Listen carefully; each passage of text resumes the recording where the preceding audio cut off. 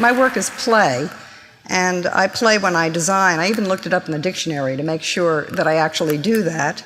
And the definition of play, number 1 was engaging in a childlike activity or endeavor, and number 2 was gambling. And I realize I do both when I'm designing. I'm both a kid and I'm gambling all the time. And I think that if you're not, there's probably something inherently wrong with the structure of the situation you're in if you're a designer. But the serious part is what threw me, and I couldn't quite get a handle on it until I remembered an essay. And it's an essay I read 30 years ago. It was written by Russell Baker, who used to write an Observer column in the New York Times. He's a wonderful humorist. And I'm going to read you this essay, or an excerpt from it, because it really hit home for me. Here is a letter of friendly advice. Be serious, it says. What it means, of course, is be solemn. Being solemn is easy. Being serious is hard. Children almost always begin by being serious, which is what makes them so entertaining when compared with adults as a class. Adults, on the whole, are solemn. In politics, the rare candidate who is serious, like Adlai Stevenson, is easily overwhelmed by one who is solemn, like Eisenhower. That's because it's hard for most people to recognize seriousness, which is rare, but more comfortable to endorse solemnity, which is commonplace. Jogging, which is commonplace and widely accepted as good for you, is solemn. Poker is serious. Washington, D.C. is solemn. New York is serious. Going to educational conferences to tell you anything about the future is solemn. Taking a long walk by yourself during which you devise a foolproof scheme for robbing Tiffany's is serious. Now, when I apply Russell Baker's definition of solemnity or seriousness to design, it doesn't necessarily make any particular point about quality. Solemn design is often important and very effective design. Solemn design is also socially correct and is accepted by appropriate audiences. It's what right-thinking designers and clients are striving for. Serious design, serious play is something else. For one thing, it often happens spontaneously, intuitively, accidentally, or incidentally. It can be achieved out of innocence or arrogance or out of selfishness, sometimes out of carelessness. But mostly, it's achieved through all those kind of crazy parts of human behavior that don't really make any sense. Serious design is imperfect. It's filled with the kind of craft flaws that come from something being the first of its kind. Serious design is also often quite unsuccessful from a solemn point of view. That's because the art of serious play is about invention, change, rebellion, not perfection. Perfection happens during solemn play. Now, I always saw design careers like surreal staircases. If you look at this staircase, you'll see that in your 20s, the risers are very high and the steps are very short, and you make huge discoveries. You sort of leap up very quickly in your youth. That's because you don't know anything and you have a lot to learn, and so that anything you do is a learning experience and you're just jumping right up there. As you get older, the risers get shallower and the steps get wider, and you start moving along at a slower pace because you're making fewer discoveries. And as you get older and more decrepit, you sort of inch along on this sort of depressing long staircase leading you into oblivion. I find it's actually getting really hard to be serious. I'm hired to be solemn, but I find more and more that I'm solemn when I don't have to be. And in my 35 years of working experience, I think I was really serious 4 times. And I'm going to show them to you now because they came out of very specific conditions. It's great to be a kid. Now, when I was in my early 20s, I worked in the record business designing record covers for CBS Records, and I had no idea what a great job I had. I thought everybody had a job like that. And the way I looked at design and the way I looked at the world was what was going on around me, and the things that came at the time I walked into design were the enemy. I really, really, really hated the typeface Helvetica. I thought the typeface Helvetica was the cleanest, most boring, most fascistic, really repressive typeface, and I hated everything that was designed in Helvetica. And when I was in my college days, This was the sort of design that was fashionable and popular. This is actually quite a lovely book jacket by Rudy de Herrick, but I just hated it because it was designed with Helvetica, and I made parodies about it. I just thought it was, completely boring.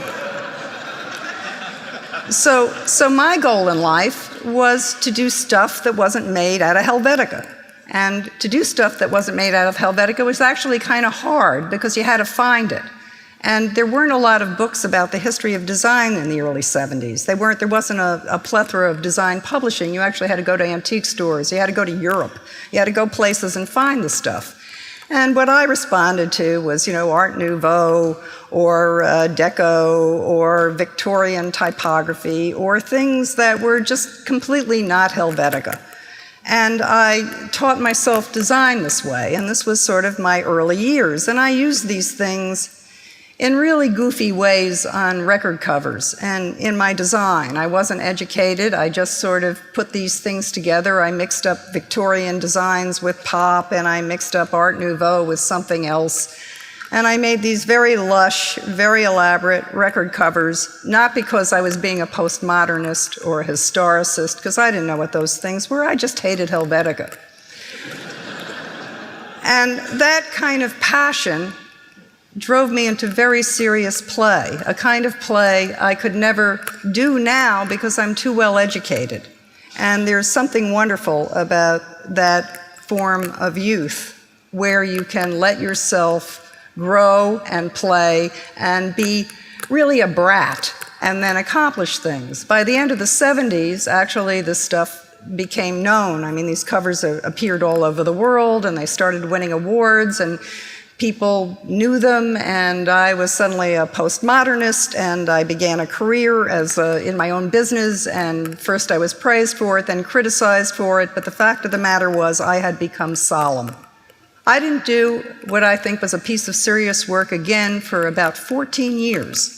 I spent most of the 80s being quite solemnly turning out these sorts of designs that I was expected to do because that's who I was, and I was living in this cycle of going from serious to solemn to hackneyed to dead and getting rediscovered all over again.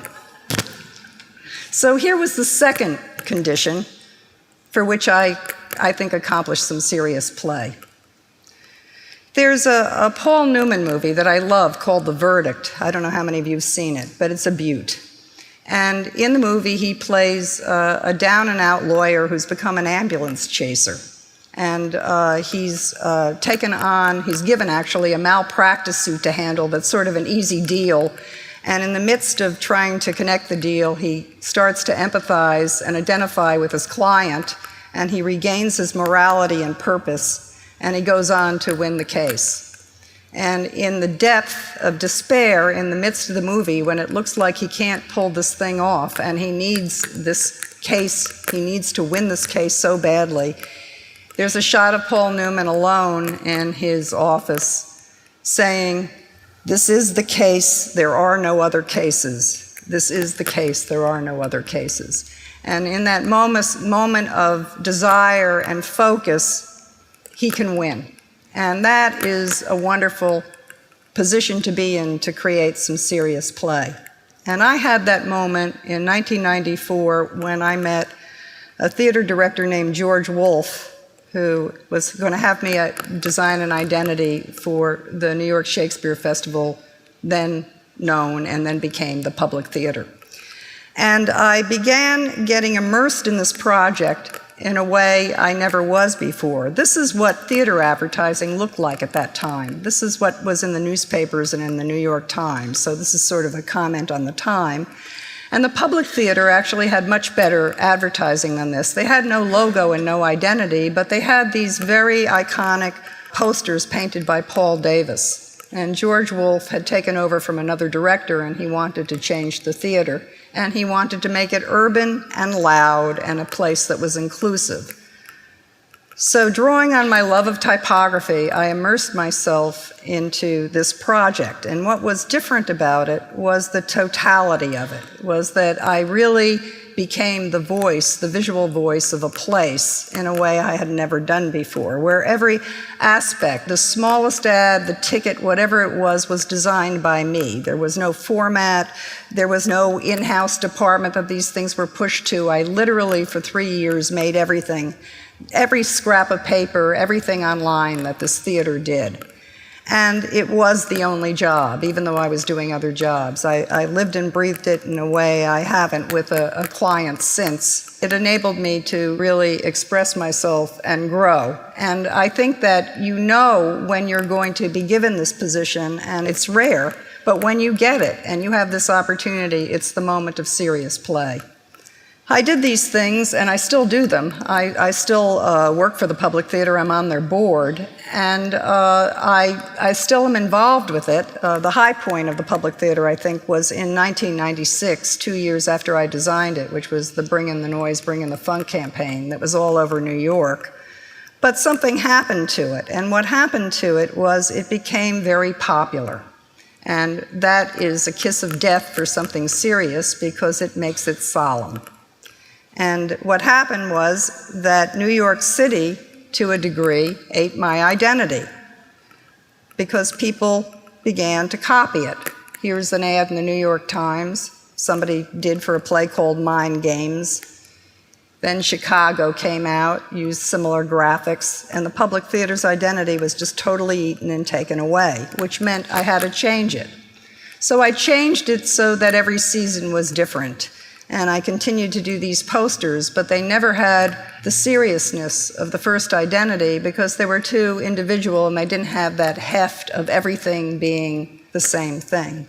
Now, and I think since the Public Theater, I must have done more than a dozen cultural identities for major institutions, and I don't think I ever grasped that seriousness again. I do them for very big, important institutions in New York City. The institutions are solemn, and so is the design. They're better crafted than the Public Theater was, and they spend more money on them, but I think that that moment comes and goes. The best way to accomplish serious design, which I think we all have the opportunity to do, is to be totally and completely unqualified for the job. That doesn't happen very often, but it happened to me in the year 2000 when, for some reason or another, a whole pile of different architects started to ask me to design the insides of theaters with them, where I would take environmental graphics and work them into buildings. I'd never done this kind of work before. I didn't know how to read an architectural plan.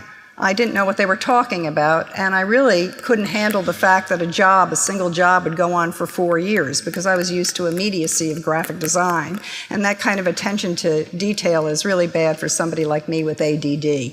So it was a rough go. But I fell in love with this process of actually integrating graphics into architecture because I didn't know what I was doing. I said, why can't the signage be on the floor? New Yorkers look at their feet. And then I found that actors and actresses actually take their cues from the floor, so it turned out that these sorts of sign systems began to make sense. They integrated with the building in really peculiar ways. They ran around corners, they went up sides of buildings, and they melded into the architecture. This is Symphony Space on 90th Street and Broadway, and the type is interwoven into the stainless steel and backlit with fiber optics. And the architect, Jim Polchek, essentially gave me a canvas to play typography out on. And it was serious play. This is the Children's Museum in Pittsburgh, Pennsylvania, made out of completely inexpensive materials. Extruded typography that's backlit with neon, things I never did before, built before, just thought they'd be kind of fun to do. Donors' walls made out of lucite. And then inexpensive signage.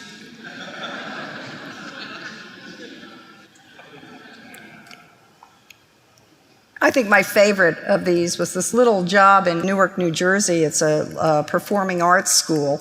This is the building that they had no money, and they had to recast it. And they said, if we give you $100,000, what can you do with it? And I did a little Photoshop job on it, and I said, well, I think we can paint it. And we did. And it was play. And there's the building. Everything was painted, typography all over the whole damn thing, including the air conditioning ducts.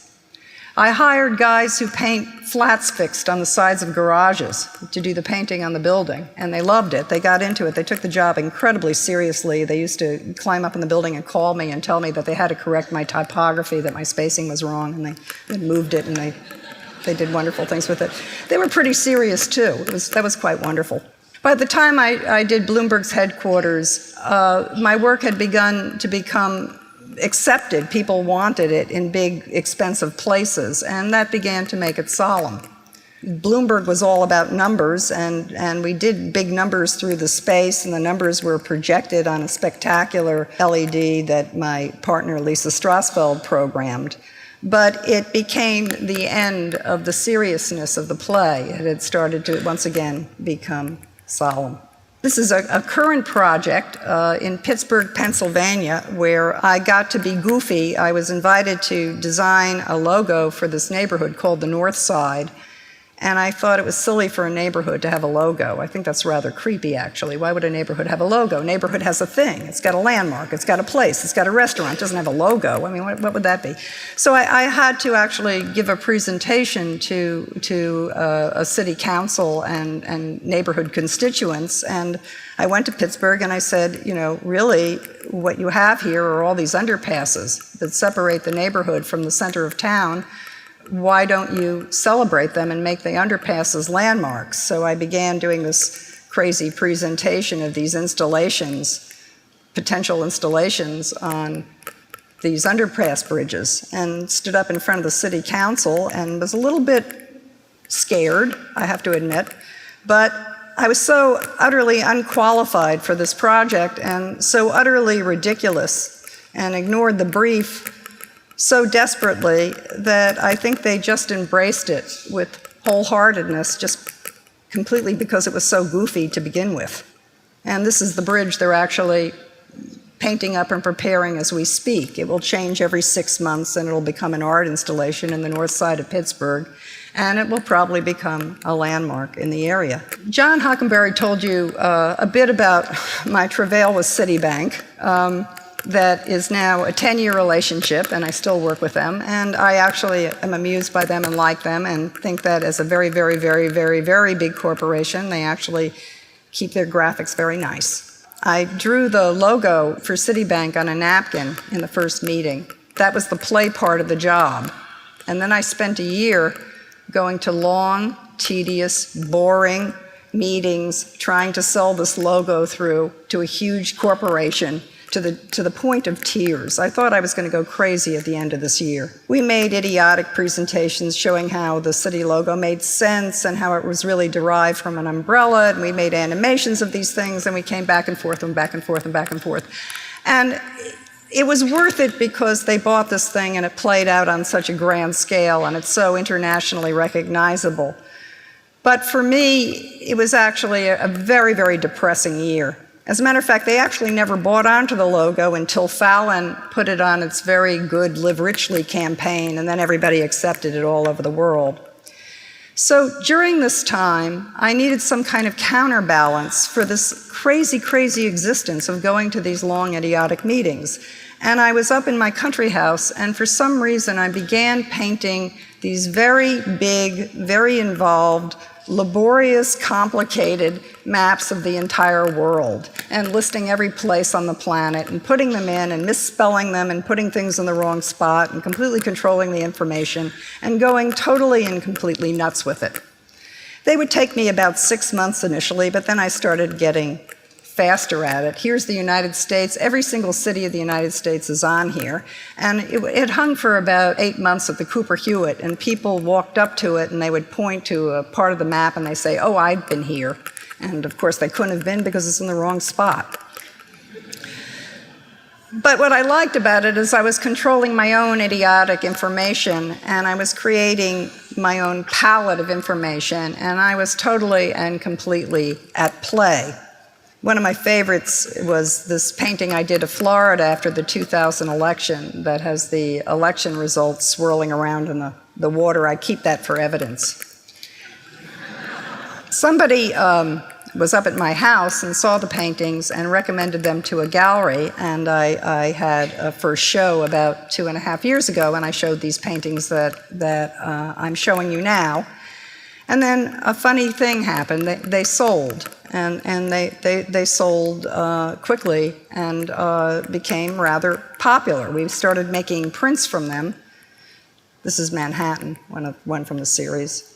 This is a print from the United States, which we did in red, white, and blue. We began doing these big silkscreen prints, and they started selling too.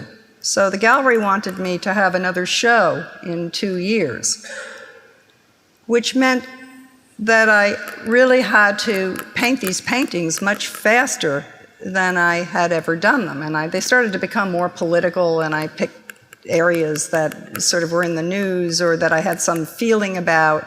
And I began doing these things, and then this funny thing happened. I found that I was no longer at play. I was actually in this solemn landscape of fulfilling an expectation for a show, which is not where I started with these things. So while they became successful, I know how to make them, so I'm not a neophyte, and they're no longer serious. They have become solemn.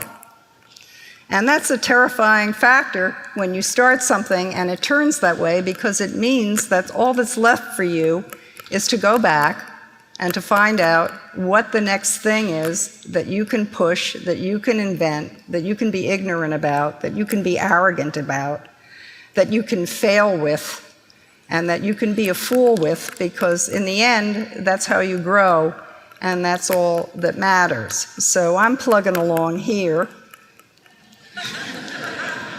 and I'm just going to have to blow up the staircase. Thank you very much.